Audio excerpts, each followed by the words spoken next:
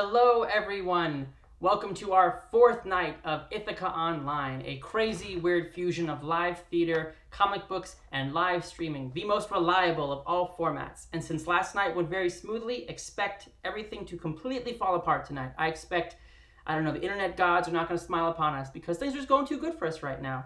So, anywho, as always, if you have any questions or technical suggestions, feel free to hit us up in the emails, the comments, below, whatever you want to do. We read them, we add stuff every night, so thank you for your suggestions. We'll be performing this every night for this night and tomorrow night. We're almost done, 7:30 p.m. Eastern Standard Time. So the window is closing if you want to bring people in or just influence the play in any way, shape, or form. If you'd like to tip the production, as always, you can see at the bottom how to do that right here. We appreciate your tips as we continue to work, giving you guys a night of live theater and entertainment. Additionally, we are 1 day or 2 days away from ending our Kickstarter campaign, where we have the comic that inspired this play. We're currently trying to get 2 more issues out, issues 2 and 3. Technically, this play is issue 2, so if you want to know what happens after the cliffhanger at the end, back in the Kickstarter is a good way to figure out, some spoilers, I suppose. So with that being said, we're going to jump into a recap of the previous issue, so newcomers know what's up, and we can set the stage for 1920s shenanigans. As always, I'm sorry for my rendition of a 1920s radio host play person, but such is what the medium demands. The year is 1920. The season, autumn. The location, Ithaca, New York. The infamous Saxton estate has been auctioned off to a local land tycoon looking to build an upstate playground for the rich, but a string of unusual deaths associated with the property have left a bad taste in the mouths of would-be investors. The spiritualist movement is in full swing, and small towns are often superstitious to begin with. Rumors of supernatural malaise circulate the public discourse. An ad is put out in the Ithaca Times. Spiritualist investigators wanted to perform a psychic audit of the Saxton estate and to ensure that the newly purchased lands are made, spiritually healthy. But who will answer the call, and why? In the previous issue of Ithaca Comic, we met Mookie Smits, a filmmaker turned con man, down on his luck and trying to use this mystery to his advantage. People would pay good money to see a film about pretty women scaring themselves silly in the woods, and if his actors don't know they're in a film, well, that just means he doesn't have to pay them. Then we've got Margaret Murphy, a suffragette turned telephone operator. Somehow, operating a switchboard isn't as exciting as being at the front of a social movement. What gives? But anywho, solving a murder mystery, now that's something she can get behind. Maybe Margaret can become a gumshoe just like in the pulp novel she reads at work. All she would need is a trusty sidekick. Who she finds in Hazel? That's right, just Hazel, an artist with a keen interest in the supernatural. She knows spirits are real, and by golly, she is going to speak with them. Then we've got Ruth Adler, a local nurse who is much more cynically motivated. Ghosts aren't real, so a job that pays you to exorcise demons is really just a cash handout from a rich idiot. Some things never change, folks. She can see right through Mookie's bullshit, but if he's willing to pay for her drinks, then why not let him? We've got Harvey Bolton, a World War I defector on the run. His search for eldritch answers lead him to Ithaca, New York, where he hopes to exact revenge on the Saxton family and their cult followers for the horrors they forced him to endure in the trenches of France. His dreams have a bad habit of coming true. Some call it dreaming sideways, but anywho, his dreams are always nightmares, so it's kind of a bad thing they come true. Anyways, his quest is complicated by his brother-in-arms and former lover, Charles Smith, a.k.a. Chuck, who now serves as the Ithaca chief of police. He was certain that Harvey was dead, and obviously, he's kind of pissed about that. Dun dun dun!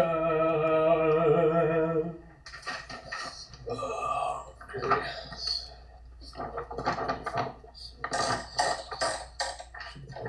Coffee today.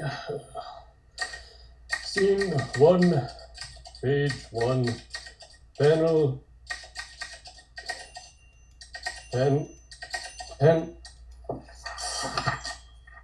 piece of garbage machine. What the stupid thing.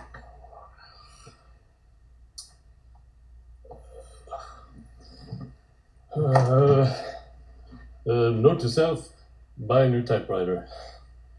Where was I? Ah, yes. Scene 1, page 1, panel 1. Officer Adams is driving in his police car, but he is in civilian clothes, a nice suit and hat. He's driving along some rolling hills. It is autumn, but very soon it will be winter. He chews a cigarette, deep in thought. Let's remember to shift the color tones to help visually convey the seasons, and the time has passed. Now that I think about it, the color shift also kind of works to hint that the bookends are in a different universe than the main story. Oops, as the kids say, spoiler alert. He gets out of his car and tosses the smoke onto the gravel. He's carrying a manila folder full of police files. He walks towards the Seneca Sanitarium. It looms, tall, impenetrable, and utterly sterile. Detective Adams walks, hands in his pockets, as the cold November air blows over him. The trees are nearly devoid of leaves now. Inside the sanitarium, the walls are just as sterile as they are on the outside. Adams talks to an orderly at the front desk. Detective Adams, I have a 3 o'clock with the new inmate, Ms. Boggs. You're quite early. No time like the present. Well, she is in a fairly agreeable state right now. On barbiturates, I presume. Oh, yes. Miss Boggs was especially willful when she arrived. How so? Well, I should warn you, her living quarters are a little off-putting at the moment. They stand in front of the door to her cell, room number 23. You see, we found that Miss Boggs is more willing to take her medicine if we give her drawing implements. Well, that doesn't sound like proper protocol. Well, Miss Boggs was mutilating herself in order to find something to paint with. I beg your pardon? It's not my place to tell Lurie Tales, detective. Just trust that what you are about to see is a marked improvement. Opening the door, we see a fairly small room. Next to no furnishings except for a bed and a wooden nightstand, there are a number of pieces of charcoal on the stand and on the floor, and one in Hazel's hand. She sits on the bed and stares at the wall, facing away from the viewer. All of her fingertips are bandaged individually. The walls and floors are covered in drawings, threads and vines branching out into paths across her room, similar to the crayon drawing in Stranger Things Season 2. We see that she has riffed on the design they found in the church several times around the room, and she has also written out several verses from the Book of Scenes on the walls and floor. In an infinite universe, any point in space or time can be considered the center of everything. At the point on the wall in which Hazel is looking currently, there is a lot of blank white space, almost like a window through all the mad scribbling she's done elsewhere. In that window is an attempt by Hazel at a self-portrait, done with charcoals, next to Margaret. It is pretty good. She is an artist, after all. You have a guest, Abigail. We see a reverse shot, looking at Hazel's face, the wall behind her, and the orderly plus Detective Adams. Hazel is drugged to near oblivion, only her art hints at any inner life still left. Over her shoulder on the wall behind her is Hazel's interpretation of Rupert Saxton, the version she encountered in the woods. Cruder and more ambiguous than her drawings in the window on the other wall. It's more like her artistic interpretation of the fear she experienced when they all finally confronted the monster that was once a man. Due to the framing, this drawing appears to be leering down at her. I'm not allowed visitors. A detective would like to ask you some questions. In private.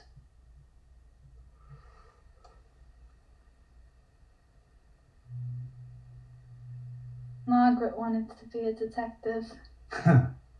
Is that so? That's funny, huh? Because she was a woman, right?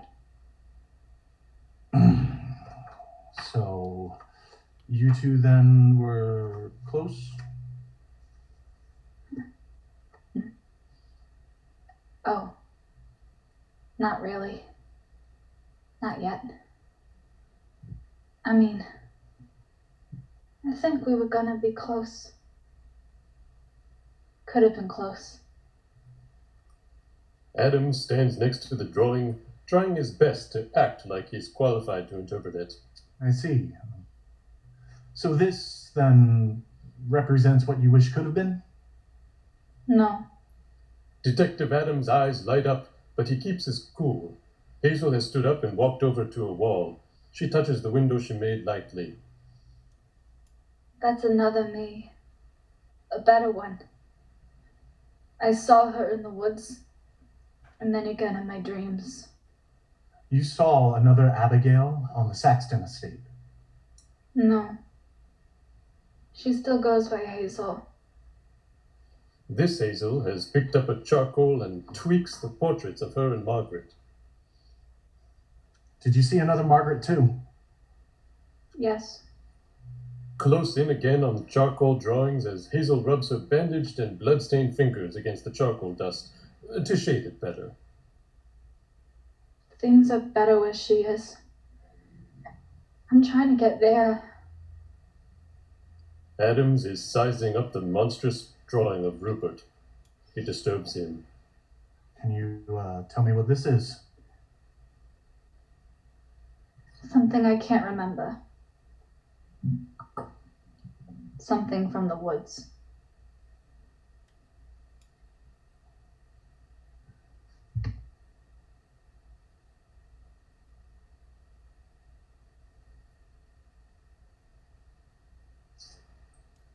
An ice cube is grasped with metal tongs. It hovers above a glass of gin. I'm more of a brown liquor fan myself, but to each his own.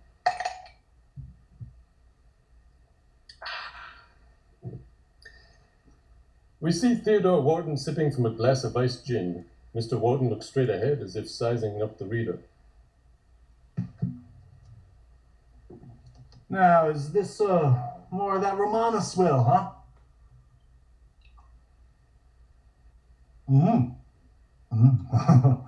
Damn. What'd I tell you? We pull out and see that Mr. Wharton is inside of the main office of Wharton Studios. He sits behind an expensive mahogany desk and an equally expensive deep green velvet chair. It is evening and soft gas lights illuminate the room. Another man stands facing Mr. Wharton. He is Hugo St. John Romano, a young enterprising bootlegger looking to do more than just brew hooch in his basement. Hugo leans against an Ithaca shotgun as if it were a walking stick. It is nice to taste something that didn't come out of the Romano family bathtub. No offense. None taken. Who knew those Canucks could brew worth a damn? They picked a lucrative time to get it right. How much do you have? Hugo scratches his chin and thinks hard for a second. Math ain't his specialty. 9 probably 25 gallons. But the family can secure more if you got any trucks to spare. Well, we just started production on a new picture, so I could maybe get you 3 trucks now? More when we wrap. Are you sure you can get this across the border? Course. We got a guy who keeps things real simple. So long as you can keep things simple here in Ithaca. Do things seem complicated to you, Hugo? No, but the mayor is happy. As long as me and my brother keep giving movie stars a reason to ride the overnight train in from New York City. Yeah, I have to understand, we normally like to keep things in the family. Times are changing, Hugo.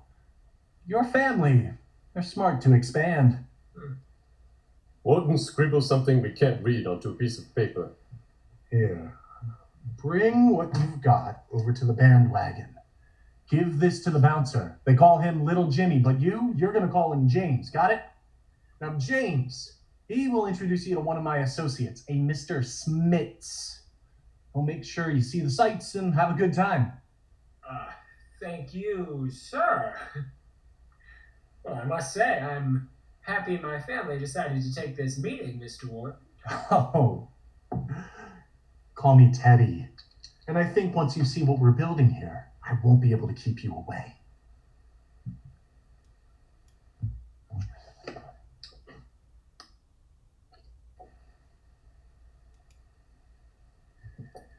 Meanwhile, back at the burnt remains of the Church of Flickering Ascension, Hazel and Margaret flash their lights back and forth, trying to put on a brave face and failing.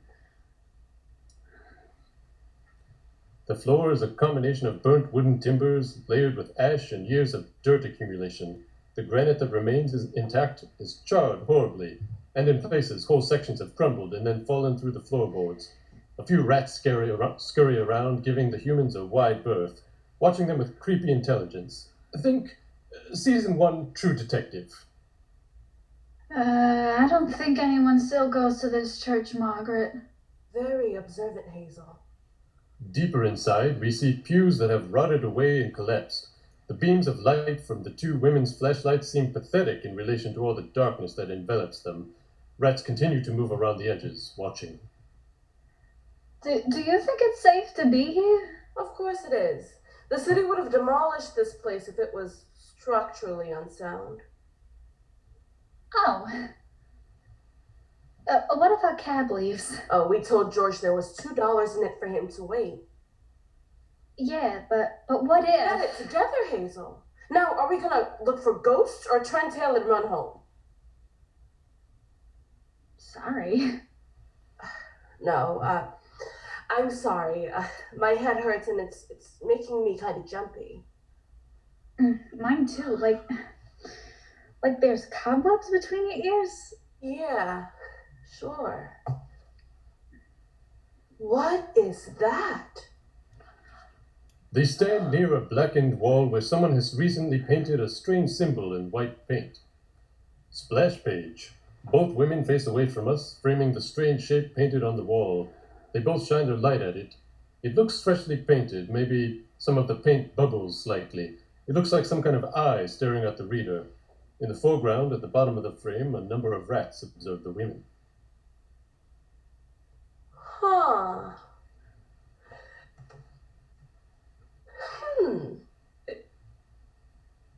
Interesting. Title: The Magician. Yeah, that's good. I'm good. It's got 5 points that branch out, and the tip of the star is pointing down. So, it's not a pentacle like with the tarot. It's a pentagram, like with the devil. Jesus, Hazel, why do you know that? I paint the tarot a lot. It interests me. Hazel's hand is reaching out towards the symbol to touch it. Hazel? Please don't touch that. Close in on Hazel's hand, it's almost touching the symbol on the wall. Her fingers are just millimeters away from the paint. We're so close in that we can see that it seems to bubble where it anticipates her fingers will land. Is it a spirit? No, sorry. It's just some rats scared me. Oh. Oh, it is kind of weird the way they just stare at you, right? Jeez, Margaret, you scared me. They're probably just used to being fed. Hazel has moved closer to the rat. She has her foot raised high in the air, about to stomp down. Just stomp around a bit and they'll scatter. No, Hazel, wait, the floor! Hazel brings her foot down hard to stomp and scare away the rat. However, the force causes her foot to go straight through the rotting wood. Hazel is on the floor in minor pain. Her whole leg is beneath the floor. Margaret has rushed to her side and is jiggling around trying to get her up. The rat continues to watch. Ow! You said this building was safe! Safe as long as we're not banging about. The floor completely gives way around them, swallowing Hazel and Margaret both up. They are terrified. The rat scampers off.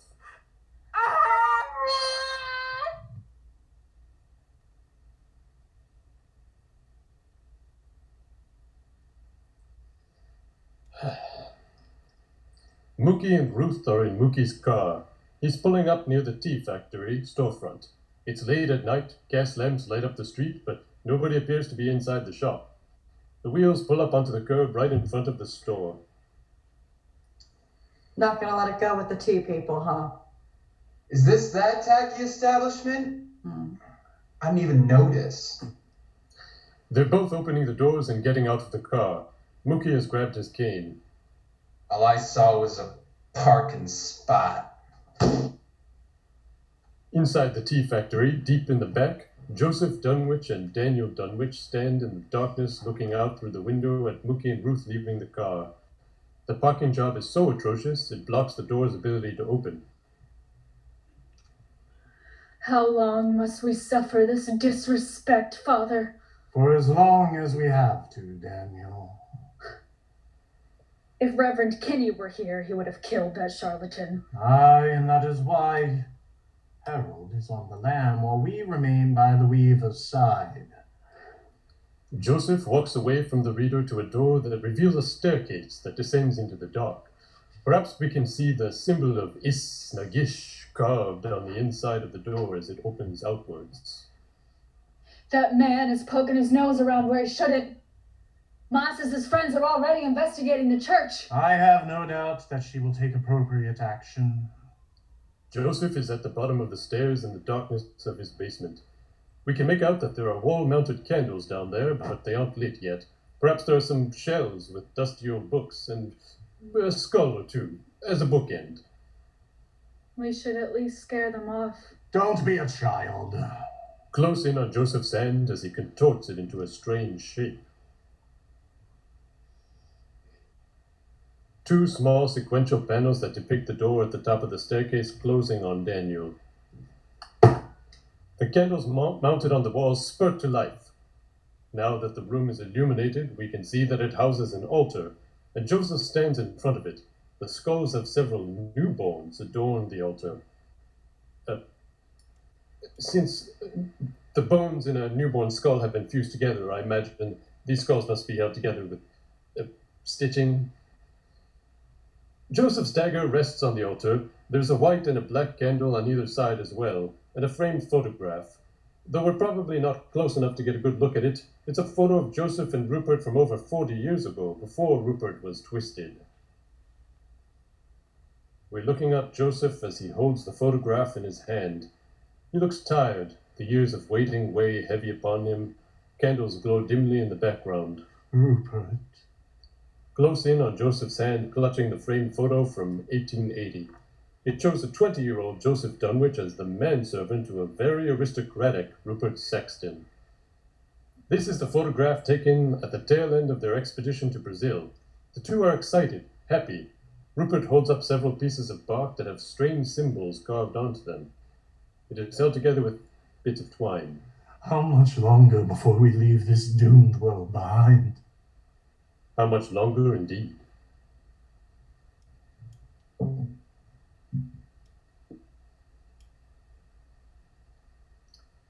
Mookie and Ruth approach the bandwagon speakeasy. It's only a block or so away from the tea factory. The top part of the building looks normal enough, like a courthouse or something, but there's a set of stairs that go below street level. Light is emanating from below. You been here, Toots? Ugh, don't call me Toots. And no. They're going down the steps. They approach a thick wooden door with an eye slot that can slide open and shut. Mookie raps against the door with his cane. The eye slot slides open. The very intimidating eyes of little Jimmy peer outward. You can't see him yet, but little Jimmy is a gorilla of a man, hired muscle for the Romano family. Shit moves. You sure you can afford to keep coming back here? Hey, I'm wearing a suit, ain't I? Open up. You're lucky no one knows it's the only suit you got. That's on account of everyone being preoccupied with my charm and wit. Probably preoccupied with whether that's cologne you're wearing or pure grain alcohol. I like her. Jimmy leads them into the main ballroom. Crystal chandeliers drape yellow light over the patrons, all dressed like they're right out of The Great Gatsby. Palm trees add a little green to the room, and people sit at tables with small lamps to add a little more ambiance. On stage, the jazz band plays. The lead singer, Rosemary Jones, she'll be important in the semi-distant future, harmonizes beautifully. As shining bright above you. Night breezes seem to whisper, I love you. Birds singing in the sycamore tree. Dream a little dream of me. Say nighty night and kiss me. Just hold me close and tell me you'll miss me while I'm alone and blue as can be. Dream a little dream, dream a little dream, dream a little dream of me.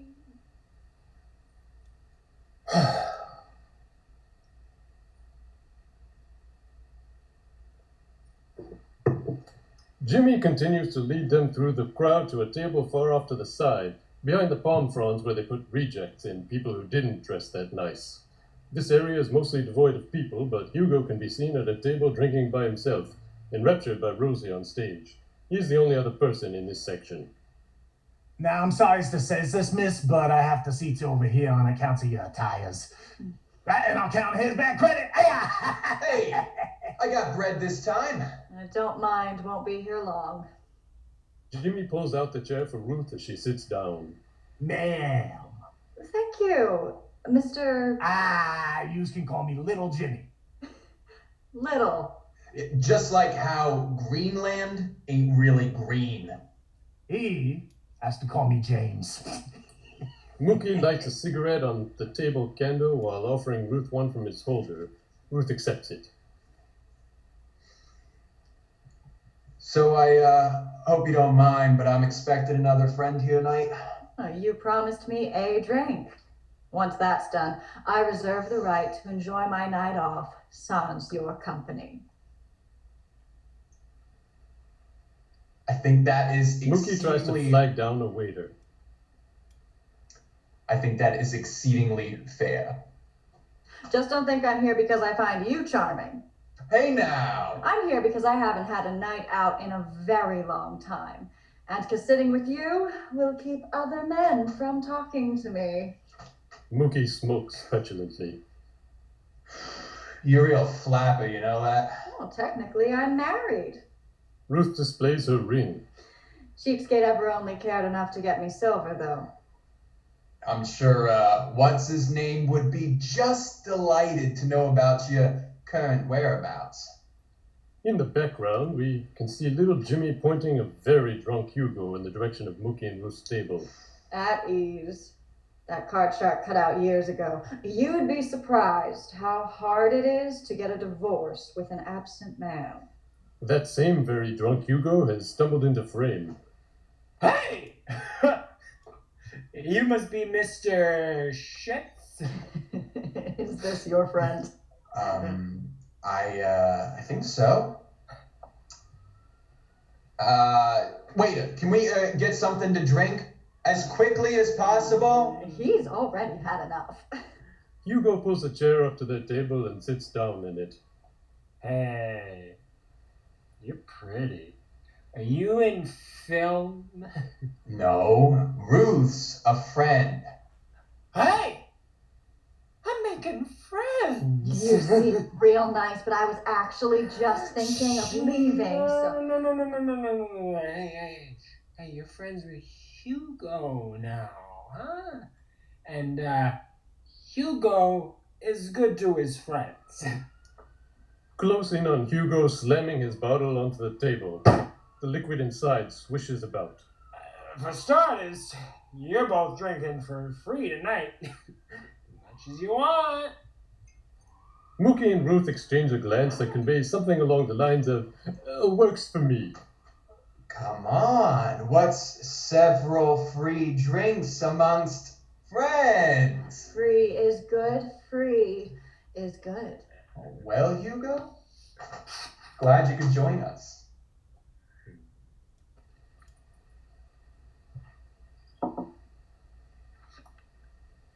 Back at the police station, Chuck and Harvey are still looking at papers and folders.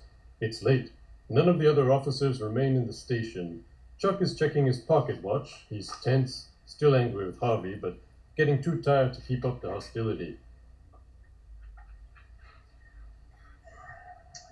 It's getting late. Time to pack it up. So far, all I got is one name. Rosemary Jones. She sings over at a joint on West Ave. Very popular with the men. Harvey barely looks up from what he's reading. Well, it's a start. I'll have to finish this, and then I can move on.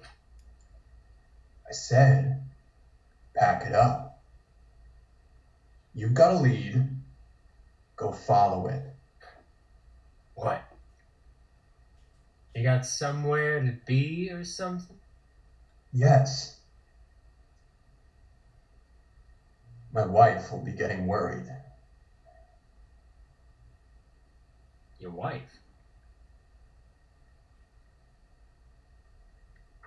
Well, sorry to keep you waiting. Chuck. Harvey is walking out the front door to the police station with all his things. Chuck is in the doorway, debating throwing a lifeline to Harvey. Harv. Rosie sings at the bandwagon. They run liquor there. Usually we turn a blind eye, But I should keep an eye on the exits in case any of your men take a fancy to upholding the law. Harvey walks along the dimly lit streets at night, smoking, quiet, unreadable. He walks past the tea factory, but stops for a second to look at Mookie's awful parking job. Remember from earlier? Call back. What an asshole. Harvey is walking down the stairs to the door of the bandwagon. He raps on the door with the back of his cane. The door slot slides open, revealing little Jimmy's eyes yet again. This the bandwagon? Who the fuck is you, Pally? You treat all your clientele like this? Just the ones that is dressed like shit? I'd like to go in and see the band. Oh, yeah. That's nice. Jimmy slides the peephole shut. Harvey looks up and sees a window about 20 feet up. He places his hand and tip of his boots on the wall to his side. The walls are narrow enough that he's going to be able to climb up the window by spidering up. He started to scale this wall.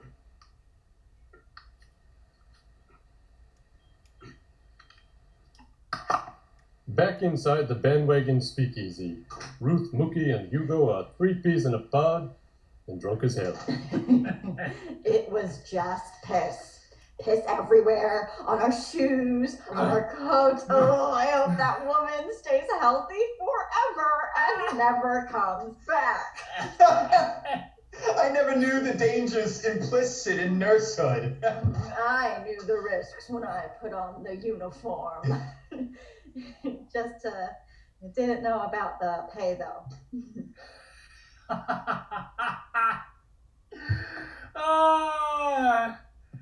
You're all right, Ruthie. Huh? You're all right.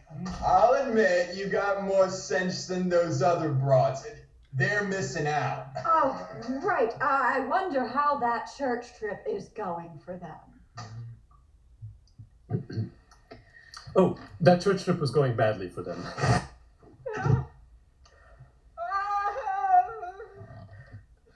Oh, fuck. Oh, fuck. Oh, fuck.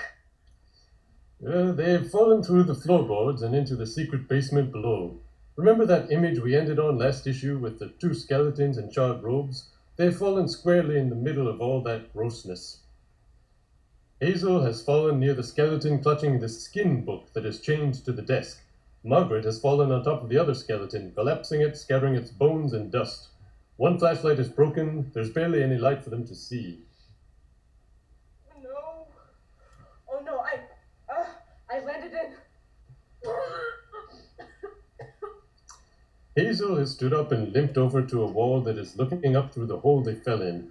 In the background, Margaret pulls herself away from the pile of bones, still holding her hand over her mouth. Maybe a little bit of vomit is seeping through her fingers. Oh, how are we gonna get out of here? I taste it. I taste skeleton. Hello?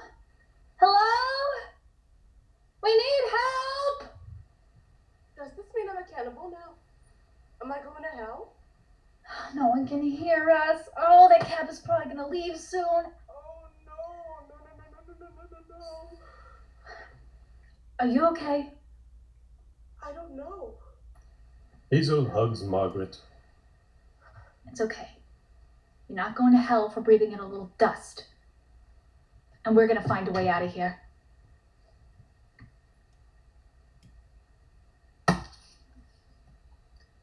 Harvey is inside the window he was climbing towards. We see that it has been left ajar. He crouches in what appears to be a risque photo studio.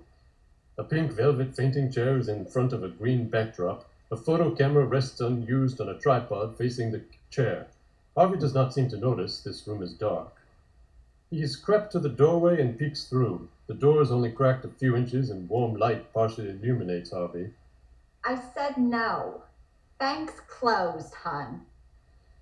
Peeking through the door crack, we see a beautiful flapper, pardon me, dressed in rhinestones, feathers, and silk. A greasy mob man in a poor excuse for a suit puts an arm against the wall and leans in to bother her.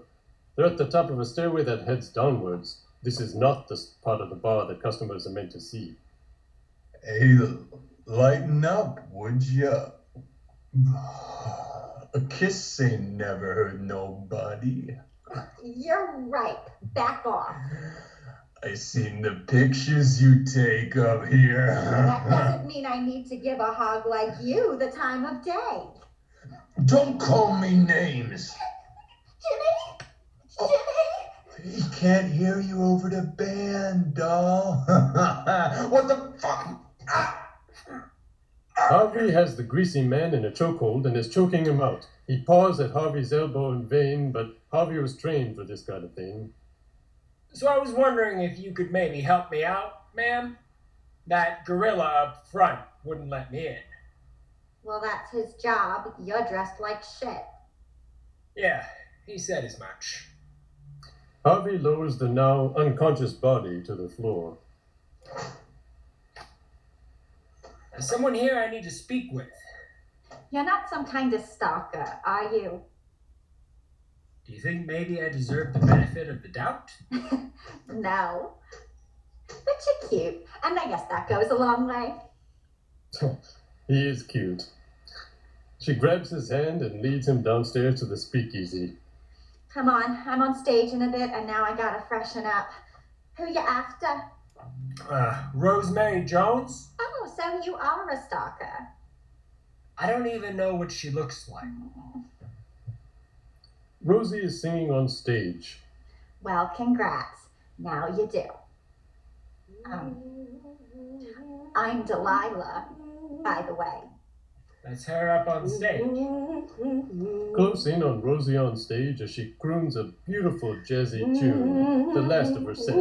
She radiates an aura of sultry confidence, like a less objectified Jessica Rabbit. We're backstage in the dark. That's her? That's Rosie. I'm, Harvey. And thanks, Delilah. Truly. Thanks yourself, Harv. Mwah. Don't be a stranger, Harvey. Yeah, I'll see you around. Way to play it cool, Harv. A panel of Harvey alone in frame. Took you long enough. Huh? What? I've been waiting for you for some time now. I'm Harvey. Yeah, I know. And you're here to stir up all kinds of trouble. What, you thought you were special?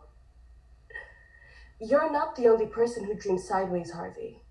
And we have got a lot of work to do.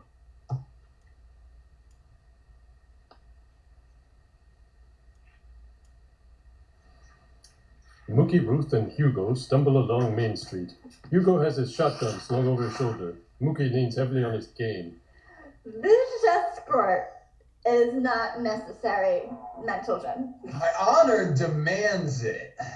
Nobody threatens my friends. Hugo has pulled his shotgun up and aims it at an imaginary mugger. Oh, step away from the nurse, sir! Or you're gonna have to go through 9 pounds of Ithaqa steel. Watch where you point that thing, would ya? They've reached the tea factory. Something is wrong. Something is very wrong. There's no harm in it. Wait a minute. That's my car! Been waiting for you all night. Underneath a street lamp, Daniel is crouched next to Mookie's car. Cultist 1 stands next to him with a crowbar, smirking through rotted teeth. The windows are smashed, the tires slashed. Daniel has even started pulling the film equipment out of the car and laying it on the road. Mookie's camera is on its side, still attached to the wooden tripod. Daniel's looking over his shoulder, remorseless, and yes, looking for a fight. You hillbilly pieces of shit! Daniel slowly straightens up, close in on Daniel's right hand, holding a switchblade. This stops Mookie for a second. Ruth has her hand on his shoulder. Hugo is already aiming his gun. Whoa, hold up. Mookie grips the handle of his cane. This isn't going to go the way you think it is. He pulls the handle, revealing that this is a sword cane. Really? A gentleman is always prepared. Gee, that's a swell sword, Mooks. Hey, drop what you got. We're going for a little stroll downtown. Well, we who will be woven cannot be touched. Huh? What are you going on about? Joseph Dunwich slams open the door to the tea factory. Boy, what the hell are you doing? I'm working the will of the weaver. Get back inside, you damned fool. Hugo uses his gun to gesture that Joseph should stand still, and Mookie indicates that Daniel and Cultist 1 join Joseph off to the side. Mookie looks like an idiot. Don't you move. You're gonna pay the damages, huh? And you two, stay over there.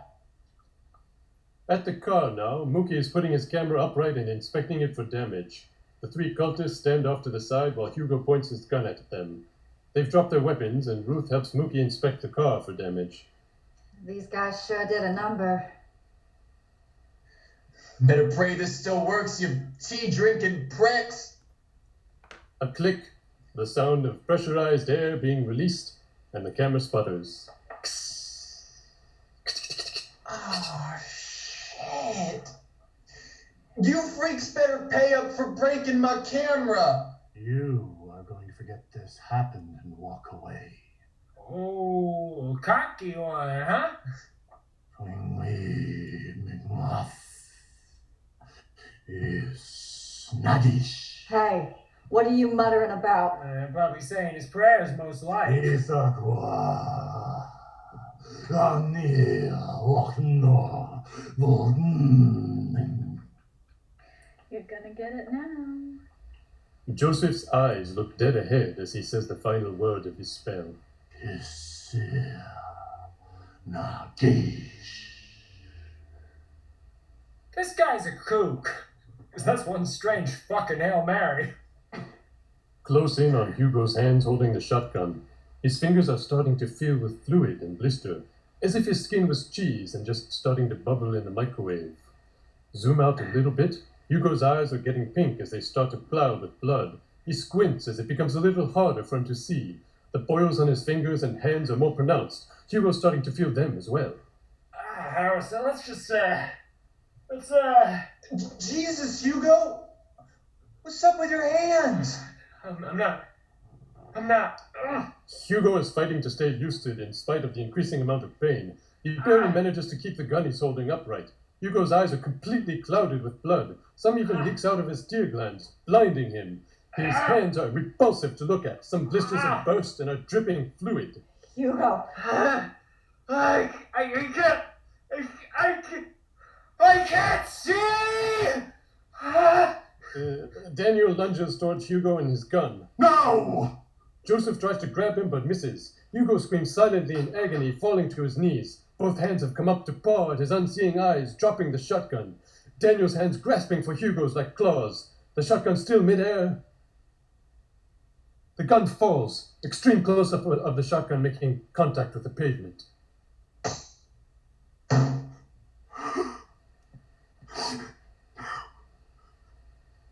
Hugo is covered in blood and boils, blind and screaming.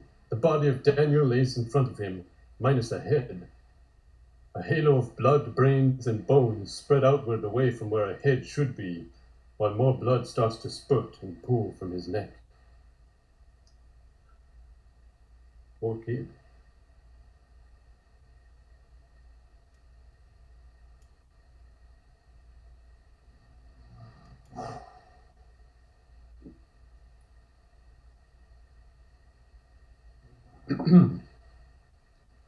Back inside Hazel's cell, Detective Adams continues to look at the nightmarish drawing of Rupert Saxton on the wall. So, let's talk about something that you can remember. That trip that you and Margaret took to the church. The police report mentions that you were trapped in the basement there. I don't suppose you found anything interesting? Anything that might have been pertinent to Margaret's case? Let me get that for you.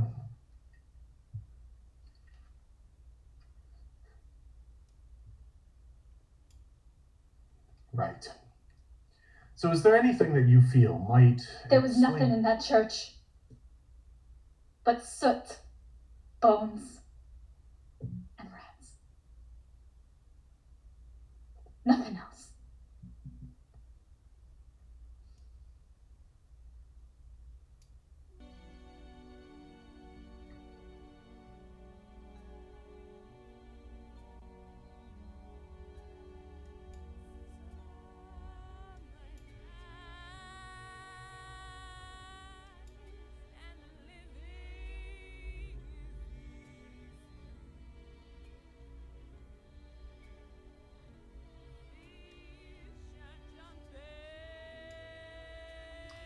Thank you all for joining us for another night of Ithaca Online.